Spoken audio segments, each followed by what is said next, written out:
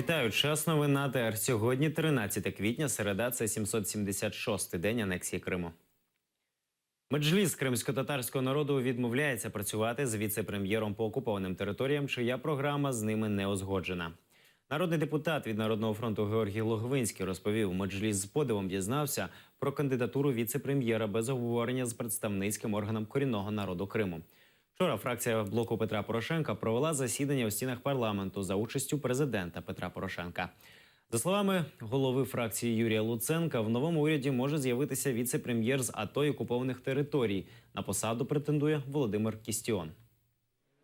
На сегодняшний день Меджлис крымско-татарского народа не видел ни программы, ни задачи, которые должен делать этот кандидат. Потому что вице-премьер, он несет ответственность за 200-тысячный народ, который сегодня лишен возможности государственной защиты, защищая себя сам под страхом 14 лет лишения свободы.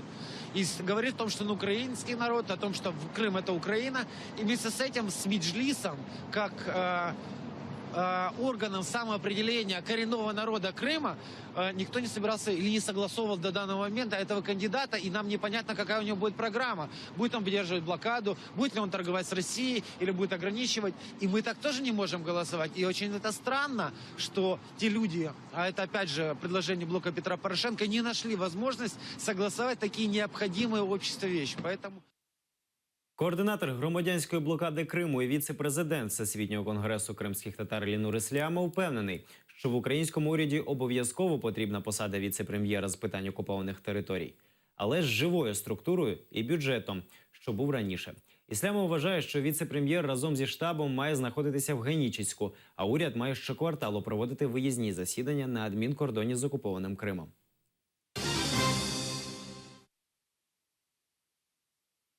У Херсонській області побудують телевежу, що буде мовити на Крим. Про це під час засідання за круглим столом на тему інформаційна безпека та протидії інформаційній агресії в Херсонській облдержадміністрації заявила радник міністра інформаційної політики з питань Криму імені Джепар. У Генічеському районі побудують вежу висотою 150 метрів, з якої буде здійснюватися мовлення на нових частотах. Крім того, в СМТ Чаплинка встановлять передавач потужністю у 5 кВт замість 100-ваттного. Завдяки новому передавачу буде забезпечуватися покриття українським телемовленням території, прилеглої до Автономної Республіки Крим. Ініціатива приватної особи, яка готова швидко побудувати вежу у 150 метрів. І сьогодні ми чекаємо від Херсонської ОДА вже конкретної розмови з приводу земельної ділянки. Якась там сьогодні проводиться аудит, шукається земля, яка може бути виділена. Кілька радіочастот вони вже прораховані, кілька ще прораховуються. І як тільки ця координація по Чорноморському басейну 4 радіочастот відбудеться, буде оголошено конкурс. Путін врятуй! Приватні підприємці з Севастополя записали відеозвернення до президента Росії Владимира Путіна. Жаліються на губернатора російської адміністрації міста Сергія Міняйло. Заявляють, що малий і середній бізнес в Севастополі занепадає через дії губернатора. Підприємці планують провести у п'ятницю мітинг-протест проти Міняйло. На маніфестацію запросили російського президента Владимира Путіна. Уважаемый президент, мы отчаявшиеся предприниматели. Наше правительство Севастополя ничего лучшего не придумало, как половину наших рабочих мест просто вычеркнуть. Без нас женили. Вот так это получается. Оставшиеся места они просто-напросто решили выставить на аукцион. Пожалуйста, помогите нам в наших вопросах. Не дайте нам с голоду умереть. Уважаемый Владимир Владимирович, я мать-одиночка. У меня забирают последнюю копейку. Это единственная моя надежда, моя работа, которую я очень люблю. И у меня ее пытаются отобрать всеми силами. Мы вас очень просим, защитите нас, потому что нарушаются наши конституционные права, в частности, право на труд. После референдума у нас начались проблемы малого и среднего бизнеса в городе Севастополе. Уже 2 года нас трясут по-страшному, отнимают последние. Идем мы уже на последнее, как говорится, на митинг. Да, у нас настроение уже, ну как это вот? По крайней мере. Упадческое. Нет, не упадческое.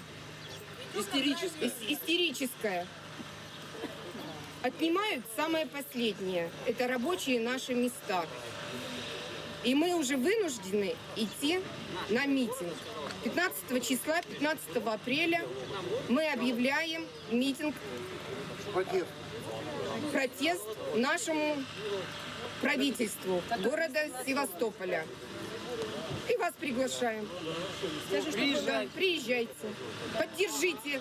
Как на каждом выступлении вы поддерживаете малый и средний бизнес. Вот мы вас просим поддержать малый и средний бизнес. У дитсадки і школи Севастополя потрапила небезпечна крупа. За повідомленнями прес-служби російського уряду міста, перевірили партію пшеничної крупи кримського виробника. У крупі виявили карантинний об'єкт – гірчак повзучий. Він є одним з найбільш стійких карантинних бур'янів і включений до переліків карантинних бур'янів у багатьох країнах світу. Насіння горчака таїть в собі велику небезпеку для людини. При попаданні в їжу воно містить глюкоалкалоїд, при розкладанні яких в організмі утворюються токсини, які вражають печінку. Наслідки отруєння для людини незворотні. Севастополь мріє залучити 120 мільярдів доларів інвестицій з Китаю. Про це повідомив російський губернатор Севастополя Сергій Меняйло. Китайці нібито вкладатимуть гроші в компанію «Новий Крим». Її зареєстрували 6-днівну зі статутним капіталом в 10 тисяч рублів. Формальні засновники – Ігор Гончаренко і Олександр Галкін. Утім, за твердженням керівника Севастопольського відділення спілки підприємців, за фірмою стоїть міністр оборони України часів Януковича Павло Лебедєв. Да, действительно, 120 миллиардов.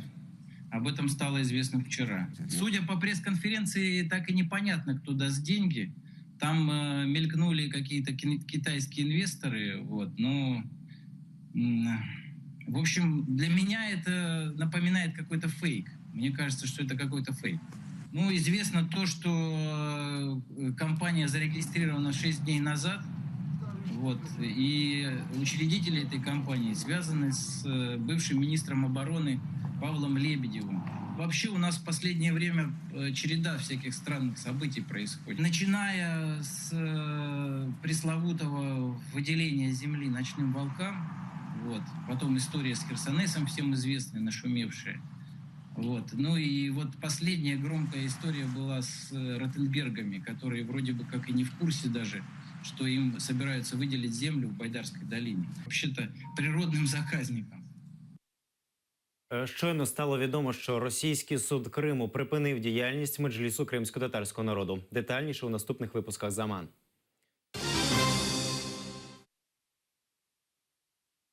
Керченці вражені цінами на потяг до Севастополя. Проїзд в купе коштуватиме 1522 рублі, до Сімферополя 1315 рублів, до Джанкої 1153 рублі.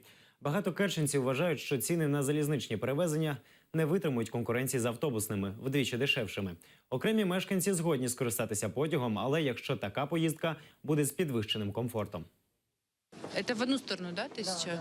Ну, я думаю, это, наверное, дороговато все-таки для людей. Тем более в Симферополь обычно ездят туда и обратно.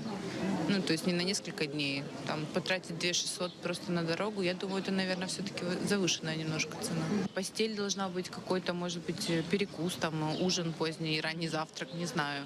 Сложно сказать. Но мне кажется, цена, конечно, завышена, зная условия нашей железной дороги.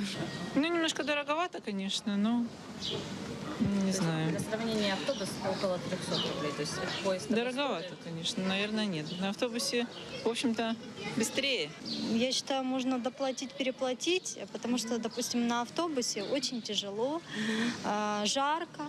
Вот. Если условия хорошие, можно и переплатить, мне кажется. Да нет, мне кажется, много. Смысл автобусом и быстрее получится. Много, конечно. Дороговато. Какой должна быть цена? Ну, я думаю, рублей 500-600. Ну, может, чуть-чуть дороже, чем автобус люди бы ездили. А так практически в 2 раза дороже. Это, я считаю, нереальная цена. Ну, кому надо, те поедут. и найдут и деньги, все. Тем более ездит автобусом и ездит поездом. Есть разница, наверное, в комфорте и всем прочем, да. Это нормальная цена. Я думаю, что нет, дороговато будет. Ну, чтобы снизили, там рублей до 400, ну это ж много будет. Ближе к цене автобуса. Да. На автобусе реально будет и быстрее доехать, чем на поезде за такую цену. Считалось всегда, что железнодорожный транспорт самый дешевый. Ну, как бы вот такая практика, по крайней мере, раньше была. Поэтому это, конечно, ненормальная цена совершенно. Даже для вагона СВ 700 рублей. Это я понимаю, что от Керчи до Симферополя это всю ночь ехать, опять же. Ну да. Я не вижу в этом смысла. Кримський таксист розповів про те, як живеться зараз в Криму і що він думає про санкції, вірність і честь. Відео з поїздки з кримським таксистом з'явилося в мережі. В 4-хвилинному ролику водій встиг розповісти про те, що накипіло за 2 роки окупації півострова. Санкции с Крыма никогда не снимут. Да, Крым как на Кубе, 50 лет санкций. Да, мы будем жить как что, куда мы дальше в России выехать не можем? Нет у нас, мы не существуем. Мертвые души, да? Да, просто 2 миллиона мертвых душ. Я был в этом Украине. На 100 гривен зашел в магазин, купил продукты, можно неделю бухать. Я серьезно говорю. Ну зайдите на эти 300 рублей, купи в магазине пожрать. Да вообще Отдадут Крым, обратно Украине. Куда они все денутся? А ты знаешь, Как можно присягу давать другому государству, если ты уже дал присягу? все, да. Это клятва, ты даешь клятву защищать государство. Это считай, что ты поменял мать. Печерський суд Києва заарештував Сергія Аксьонова. Йому закидають зловживання службовим становищем і створення незаконного органу Ради міністрів Республіки Крим, який передав у власність Російської Федерації майно, що належить державному підприємству України Міжнародний дитячий центр «Артек». Оболонський районний суд Києва наклав арешт на майно дитячого табору «Артек». Рішення суду містить докладний список об'єктів Кримського комплексу, на які накладено арешт, включно з житловим фондом, басейнами, системами комунікацій та електромереж, базою готелем в Сімферополі і пансіонатом «Гліцинія» в Ореанді.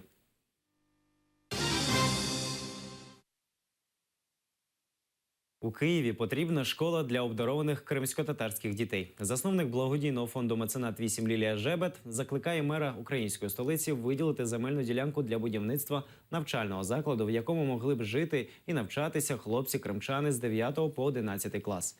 З одного боку, вважає Лілія, кримські діти повинні мати вибір, яку здобувати освіту, а з іншого, ця школа могла б формувати майбутню еліту української нації. Кримсько-татарські діти з Криму, вони повинні мати вибір та можливість, вибір, де навчатись, можливість самореалізуватись. Тому школа для кримсько-татарських обдарованих дітей у місті Київ, вона повинна бути. Її повинна будувати, вона повинна функціонувати. Тому я звертаюсь до пана мера міста Києва Віталію Володимировичу. Звертаюсь і прошу, щоб ви дуже уважно розглянули це питання. Це дуже важливо. У Києві в Дніпровському райсуді відбулося чергове засідання у справі Василя Ганиша. Його звинувачують в державній зраді. Цього разу на суд прийшла група силовиків, що затримувала підозрюваного. В зал суду заходять співробітники СБУ та прикордонної служби Херсонської області. Саме вони затримали Василя Ганиша рік тому на кордоні між материком і окупованим півостровом. Під час перетинання адміністративної межі чи державного кордону всі особи реєструються в базі даних ГАРТ-1П. Це наша внутрішня база. Під час внесення в базу даних інспектора працювало доручення правоохорони за індексом Р «Розшук». Затримали підозрюваного пізно ввечері. Василя Ганиша відправили автомобілем до Києва. Адвокат обвинуваченого наполягає, Ганиш залишався вірним Україні. Показують відео. Ганиша не сняли? Так, давайте еще раз переголосуем. Ну-ка, давайте еще раз переголосуем. То есть, когда нам интересно, мы можем делать все, что угодно. Здесь человек говорит, товарищи, этот вопрос, то, что сейчас снимут 2 человек, мы не знали, что русский напишет заявление. Кто об этом знал? Никто об этом не знал. Те, що відбувається на відео, Ганиш пояснює своєю проукраїнською позицією. Тобто цей ролик ще раз підтверджує, що в мене була чітко виражена проукраїнська позиція, яка була визначена на всіх моїх виступах, де би я не виступав. 13 березня. Так? Іде, як сказала сторона захисту, видно про українську позицію це саме нашого підсудного Ганиша. Там взагалі сказали звільнено, тому це і мова про суті не ведеться. Прокурор просить переглянути відео телеканалу АТР за 11 квітня 2014 року. Тоді ухвалювали російську конституцію Криму. Ганиш був у залі і підтримав це рішення. Обвинувачений проти перегляду. Суд його підтримав. Наступне засідання суду призначили на 12 травня. На ньому свої свідчення надасть сам підозрюваний Василь Ганиш. Ельвіна Сейдбулаєва, Ельдар Ісматов, Заман, АТР.